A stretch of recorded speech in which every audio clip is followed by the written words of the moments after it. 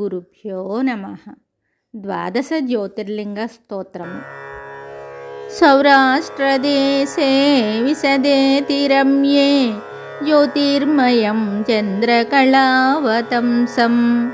భక్తిప్రదానాయ కృపావతీర్ణం తం సోమనాథం శరణం ప్రపద్యే.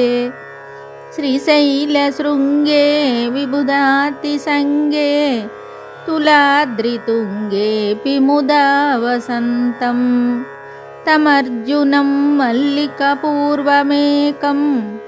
నమామి సంసారసముద్రసేతుం. అవంతికాయాం విహితావతారం ముక్తిప్రదానాయ చ సజ్జనానాం అకాలమృత్యోః పరిరక్షణార్థం వందే మహాకాలమహాసురేశం.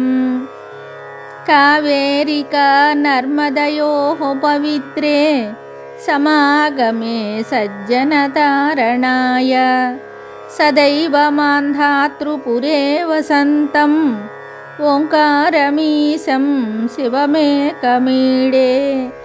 పూర్వోత్తరే ప్రజ్వలికానిధానే సదా వసంతం గిరిజాసమేతం సురాసురారాధితపాదపద్మం శ్రీవైద్యనాథం తమహం నమామి.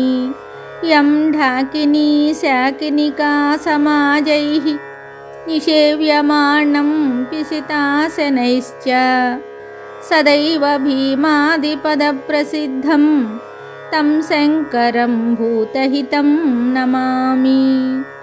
సుతామ్రపర్ణీ జలరాశియోగే నిబధ్య సేతుం విశిఖైరసంఖ్యైః శ్రీరామచంద్రేణ సమర్పితం తం రామేశ్వరాఖ్యం నియతం నమామి.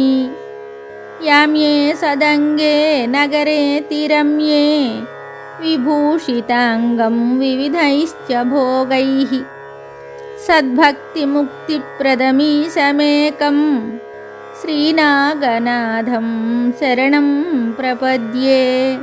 సానందమానందవనే వసంతం ఆనందకందం హతపాపబృందం వారాణసీనాథమనాథనాథం శ్రీవిశ్వనాథం శరణం ప్రపద్యే. సహ్యాద్రిశీర్షే విమలే వసంతం గోదావరీతీరపవిత్రదేశే యద్దర్శనాత్ పాతకమాసునాశం ప్రయాతి తం త్రయంబకమీశమీడే. మహాద్రిపార్శ్వే చ తటే రమంతం సంపూజ్యమానం సతతం మునీంద్రైః సురాసురైర్యక్షమహోరగాద్యైః కేదారమీశం శివమేకమీడే. ఇలాపురే రమ్య విశాలకేస్మిన్ సముల్లసం తం చ జగద్వరేణ్యం వందే మహోదారతర స్వభావం గృష్ణేశ్వరాఖ్యం శరణం ప్రపద్యే. జ్యోతిర్మయద్వాదశలింగకానాం శివాత్మనాం ప్రోక్తమిదం క్రమేణ స్తోత్రం పఠిత్వా మనుజ్యోతిభక్త్యా ఫలం తదాలోక్య నిజం భజేశ్చ. ఇది శ్రీ ద్వాదశ జ్యోతిర్లింగ స్తోత్రం సంపూర్ణం. శుభం.